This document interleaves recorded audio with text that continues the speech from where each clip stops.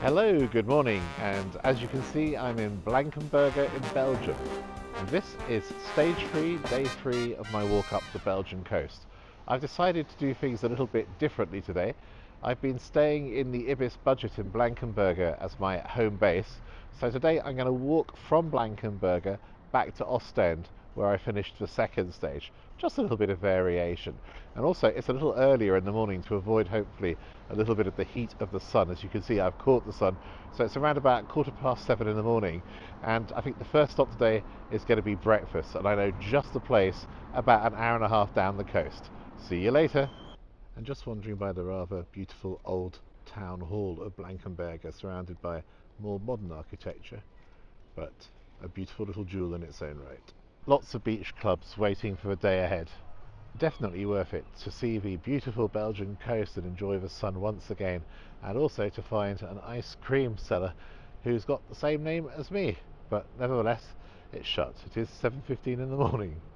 Heavens above, an exhausted Napoleonic soldier. I don't think there's any relief on its way. It's definitely not Napoleon. The guy's far too tall. He's taller than me. His feet are definitely stuck in the mud.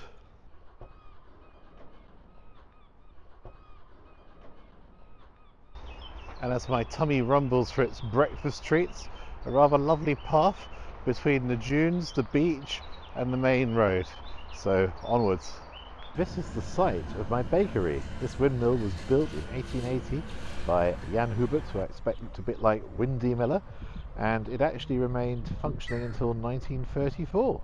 Not too bad. This is the adjoining bakery called Petrus. Looks absolutely perfect for the snack I'm looking for.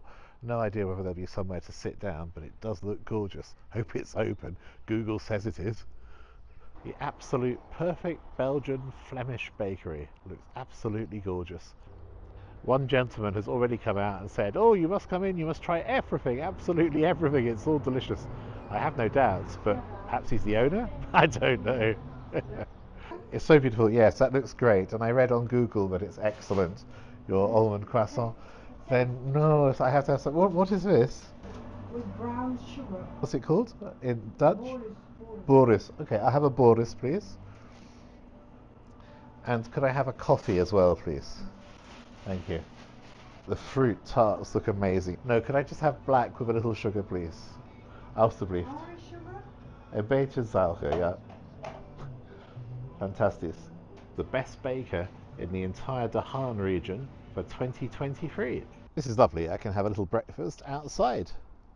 And the entire breakfast has cost me €7.60. Let's see what we start with. I think we're going to start with this, which is a kind of cake. Feels like a cakey consistency. It actually feels a little bit like a pain raisin, you know, those raisin bread, snail things you get in England. It's made with brown sugar. Let's see what it tastes like. It tastes just like the pastry, indeed, of a croissant. Tiny little bit denser perhaps, but absolutely covered in a light, glazed, lovely brown sugar, which is giving a lasting sweetness. Delicious. As you get to the middle, it also gets moister, and there's a few raisins in there as well.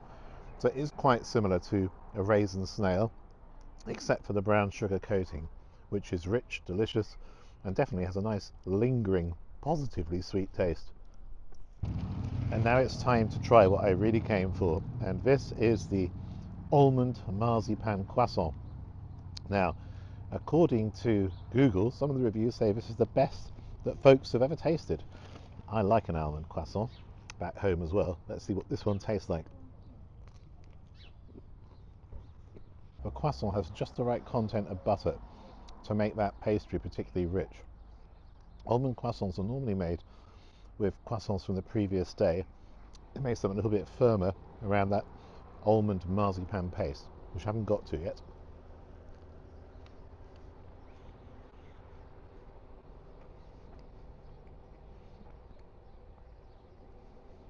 That is good. Very smooth, very like marzipan, and with the little taste of almond with little bits of nut in it. Really lovely. It is a great almond croissant. Perhaps the best almond croissant I've ever eaten as well. No disrespect to my Ibis budget hotel, which I've actually found very comfortable, but this is definitely better for €7.60 than spending €15 on their fairly average breakfast. What a great break, and now it's time to head off to Haan. We can also see Ostend in the distance, so it's going to be a landmark for me to follow all day. That's a good thing at least. And this is the quietest I've experienced so far. No one around, and loads of sand and sea. Actually, there is one guy down there, but you could hear a pin drop along with the sound of the sea. A beautiful calm. Goedemorgen. After all that walking, it's time to take a little break here in Haan, which in French is Recoq-sur-Mer. And Haan is a beautiful town. It's a lovely place to stop. I'm in a really super little cafe, which is very smart. But Haan is famous for a couple of other things as well. It has a fantastic links golf course with 18 holes. In fact, it's the only one in the whole of Belgium, believe it or not. And that was actually opened by King Leopold II in 1903. Haan has also had famous residents, most notably Albert Einstein, who lived in the Villa Savoyard for 6 months in 1933 after fleeing from Nazi Germany. Dankjewel. Fantastic. And this is my rather lovely iced doppio, and as you'd expect, being in Belgium, it's been presented with a little Belgian waffle biscuit made by the famous biscuit company Nudist. And I couldn't resist a little snack of scrambled eggs with ham, Belgian ham of course. I am walking a lot, I think it's justified. These villas are all so pretty, and I love the way they're painted white with those little details in light blues, dark blues and greens standing out and silhouetted against the stunning blue sky. And also look at those lovely little flower boxes as well. And this is the villa that Albert Einstein stayed in 1933. Can you see him peeping through the upstairs window? And truly, what a beautiful street to find refuge in. Haan is somewhere I've not visited before on the Belgian coast, and in the space of an hour I've fallen in love with it. It really is a wonderful place. All of the buildings are stunning, it's clearly quite wealthy. Flowers everywhere, so well tended for, a beautiful beach with lots of beach clubs. It's a really lovely place to spend some time. I don't really want to move on, and I can imagine that even though Albert Einstein complained about having nothing to do except roast on the beach like a crocodile, and of course he no doubt was in true suffering from missing Germany as he had fled it only just before arriving in Haan, for me this is a great place. But onwards, we have to move onwards. I have to get to Ostend. It's still quite a long way away, I think around about 3 hours walking. You may ask why I'm wearing my hat in this ridiculous fashion. Well, it's very simple. It's where the sun is. I need to protect myself because I haven't done that very well so far on this walk. Now, over the last kilometre, there have been nothing but small translucent globules every couple of feet and in all directions. Those, ladies and gentlemen, are jellyfish. I don't know how dangerous they are, but I have to say in the last 20 metres they seem to have started fading, and I don't know if that's because around about 500 metres behind me, or rather in front of me once I turn round, is Belgium's only nudist beach. I'll tell you what, if I were going nude, I certainly wouldn't go swimming with all these jellyfish around. You never know what areas they might attach themselves to, do you? In any event, I haven't got any swimming trunks. Well, you wouldn't need them, would you? I'm certainly not going to go nude, but somehow, if I'm going to walk the entire Belgian coast, I have to walk through the nudist colony. So I do hope that my fully clothed state will not cause too much embarrassment or lead to me being escorted off the beach. This fortress is named the Fort Napoleon, and as that suggests, Napoleon commissioned the construction of this stronghold. And it might not be immediately evident from my images, but the fortress, which was erected in 1811, actually has a pentagonal design, and we're just on the outskirts of Ostend. Each point is strategically positioned to command an optimal field of fire. And whilst the fort was used for troops and as an arsenal until the end of the French occupation in 1814, it was then abandoned. During the First World War, the fort was used as accommodation for a German headquarters, and the fort was also used as a German artillery headquarters during World War II. After the war, it fell into disrepair and was mainly used as a children's playground, although some lovers from Ostend would meet secretly here away from prying eyes. I'm pleased to say in recent times it's been restored and we can now enjoy this magnificent Napoleonic fort again. Well worth visiting if you're in Ostend. Just a little reminder that our friend Napoleon wasn't the tallest of folks. This actually makes me feel quite tall, and I promise there are no camera tricks involved. Sorry, Napoleon. These are positions built by the German occupying forces in the Second World War to, from their perspective, defend the port of Ostend. Green light, so we can go over this bridge.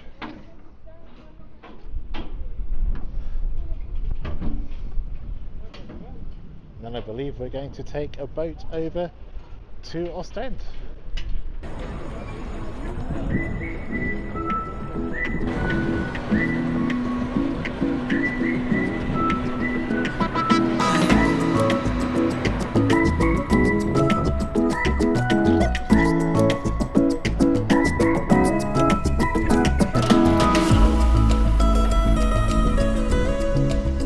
And here we are on the other side in central downtown Ostend.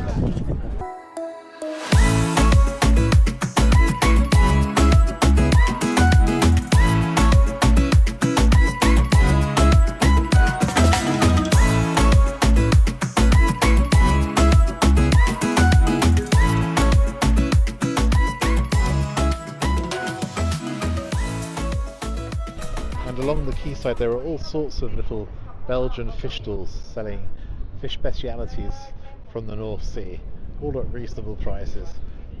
It's already 4 o'clock in the afternoon, but the fish market is still busy. This market is known as the Vistrap. Trap is Dutch for stairs or step ladder. Until the renovation in 1989, a ladder led directly to the mooring fishing boats, which is where the name came from, although sadly the ladder has gone. I also wanted to talk a little bit about the history of Ostend. You see, it's a city with really magnificent buildings that represent the importance it's built up over the ages.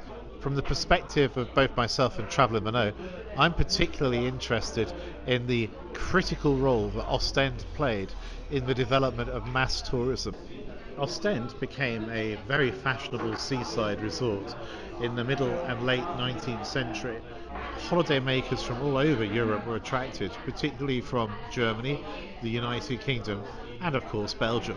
In 1838, a railway connection with Brussels was constructed, and that was one of the first railway lines in Europe. At the same time, Ostend became a transit harbour to England in 1846, when the first service sailed to Dover.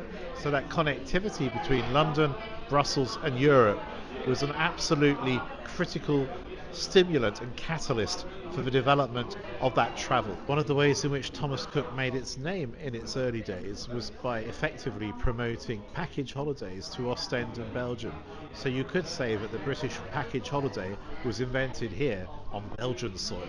One other thing that all Belgians love is good food, and of course they're very famous for many desserts, but perhaps most particularly the waffle. So here I have a typical Belgian waffle, dusted in sugar and accompanied by whipped cream and strawberry ice cream. I'm sure this will go down a treat. There you go, get a good look at my waffle. Doesn't that look magnificent? Nice and freshly cooked. And I'm going to use the coffee spoon to put a little bit of cream. It's called slagroom here. I think in France it would be called chantilly. Let's have a look, let's see how it tastes. Lovely, very sweet, crispy and pancake-like, but obviously slightly softer in the middle and crisper on the outside with lovely cream. I think we have to thank the Belgian nation for giving us waffles in all their various shapes and sizes, because they are delicious. So now I'm going to tuck into my Belgian waffle and I'll see you shortly, because I've waffled on more than enough today. In Belgium, Ostend Beach is often called the Queen of Belgian beaches. Now it's true that 20 odd years back many people felt that that was a phrase that shouldn't be used anymore because Ostend had become arguably very scrubby. I have to say I think it's regained quite a lot of its magic now, and Queen of the Belgian beaches? Yes, why not? It may not be the poshest, it may not be the most beautiful, but it's certainly full of people and hugely popular. And here is another enormous monument to a Belgian king, this time it's Leopold II. That's when Belgian history starts getting complicated. So after walking so far, I think we'll leave it there. But these statues obviously show as well the importance of the position of the royal family in the Belgian consciousness, but also the status of a resort like Ostend. Today I've completed 40,500 steps, so again another crazy episode in walking the Belgian coast, but that means I'm three-quarters of the way. In fact, I'm right back where I ended last night because I've done this in reverse order. But it's been a superb walk, and every step that I take, I have to say I fall in love again with the Belgian coast. It's got so many little quirks and characteristics, and all this ridiculously beautiful sand, and the North Sea looking not at all like it looks in the UK. Anyhow, if you've enjoyed this vlog, don't forget, please like it, subscribe to the channel, and we'll see you very soon. Tot straks!